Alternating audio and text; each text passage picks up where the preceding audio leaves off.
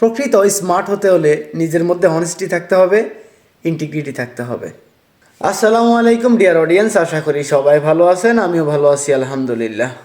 বাহ্যিক দিক থেকে স্মার্ট হওয়ার চেয়ে অভ্যন্তরীণ দিক থেকে স্মার্ট হওয়াটা অতি গুরুত্বপূর্ণ এবং অতি উত্তম এবং অনেক ইফেক্টিভ। অসংখ্য পরিমাণে টাকা পয়সা থাকলেই স্মার্ট হওয়া যায় না, অনেক জায়গা সম্পত্তির মালিক হলেই স্মার্ট হওয়া যায় না, ভালো একটা ফেস থাকলেই স্মার্ট হওয়া যায় না, ভালো একটা হাইট থাকলেই স্মার্ট হওয়া যায় না। চলুন একটু সামনে যাই। ভালো শিক্ষাগত যোগ্যতা থাকলেও স্মার্ট হওয়া যায় না, ভালো দামি দামি ব্র্যান্ডের দামি দামি জামা কাপড় পরলেই স্মার্ট হওয়া যায় না, 4 চাকার গাড়ি অথবা 2 চাকার গাড়ি চালালেই স্মার্ট হওয়া যায় না, স্মার্টলি কথা বলতে পারলেই স্মার্ট হওয়া যায় না।